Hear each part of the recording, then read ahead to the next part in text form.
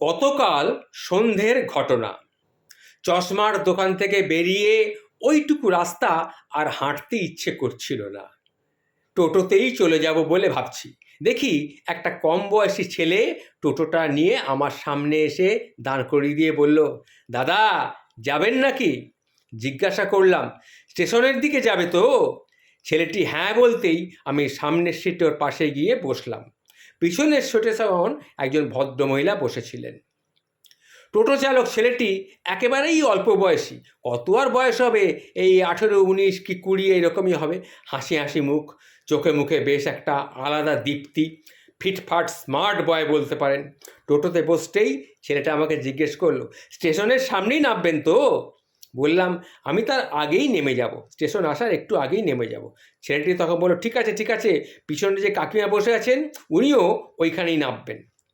যাই হোক, সন্ধ্যের দিকটা স্টেশনের রোডটা একটু ভিড় বেশিই থাকে, জ্যাম জট তো আছেই। তার উপরে টোটোর সামনে পড়লো একটা বাস, বাসের পিছনে একটু একটু করে এগোচ্ছে টোটোটা। মিনিট 7 রাস্তা 17 মিনিট পার করে দিলেও মনে হচ্ছে। তখন ছেলেটিকে বললাম, কতদিন টোটো চালাচ্ছ? টোটোটা এবারে কি একেবারেই নতুন চালাচ্ছ নাকি? তখন ছেলেটি হেসে বলল, বেশি দিন না দাদা, বেশি দিন না, তবে টোটোটা আমি একটু শখ করেই কিনেছি। কথাটা শুনে তো আমি বললাম, শখ করে কিনেছ? এ আবার কেমন শখ? কথাটা শুনে সে বলল, হ্যাঁ, শখটা আমারই। কারো কারো বাইক কেনার শখ থাকে, যেমন আমারও তেমনই টোটো কেনার শখ ছিল।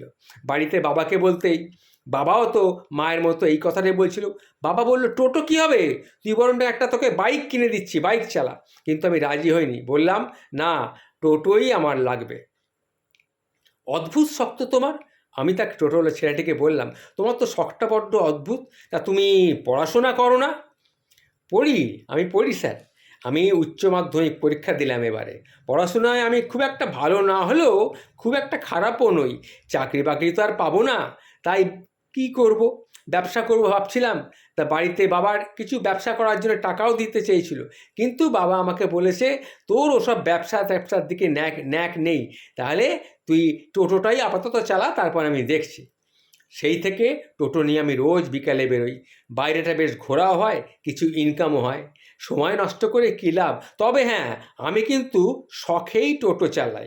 শখ পূরণ আর রোজগার, এ দুটো একই সাথে হচ্ছে, কি বলেন? যা রোজগার হচ্ছে সেখান থেকে, তার থেকে বাবাকেও আমি কিছু দিয়ে দিচ্ছি। বড় তো হয়েছি, বাবার কাছ থেকে আর কত হাত পাতি বলুন দেখি। মা বলে, তুই টোটো চালাবি, লোকে কি ভাববে বলতো? আমি বলেছি, টোটো চালানো কি খারাপ?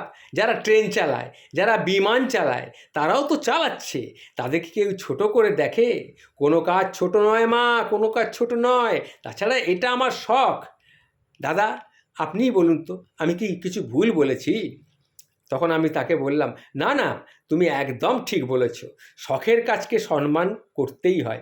তুমি ভালোবেসে কাজটা করছো। তাছাড়া টোটো চলছে বলেই তো কত মানুষের কত উপকার হচ্ছে। পাড়ার মধ্যে অলিতে গলিতে মানুষের সুবিধে অসুবিধায় তুমি তো তাকে টোটো নিয়ে গিয়ে পরিষেবা দিচ্ছ। অলিগলির মধ্যে তো আর ট্রেন ঢুকতে পারে না, বাস ঢুকতে পারে না। এইভাবে কথা বলতে বলতেই পিছনের সেটে ভদ্রমহিলা নেমে গেলেন। মিনিট 2 পরে আমিও নামলাম।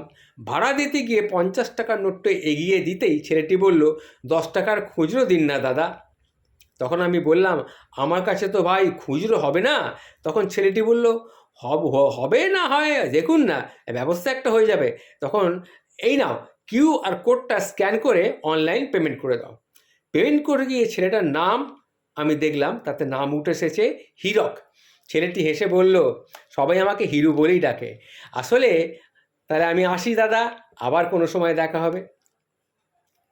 মনে মনে ভাবছি, এই রকম হিরুর মতন হীরককণা যদি আমাদের সমাজে আরও কিছু থাকে, তাহলে আমাদের অনেক ভালো হয়, আর আমরা এদের সঙ্গে কথা বলে মনটাও কিন্তু ভালো হয়ে যায়। পথ চলতি মানুষের সাথে কিছুক্ষণের আলাপে মনের মধ্যে ভালো লাগার রেশটা কিন্তু রয়েই যায়।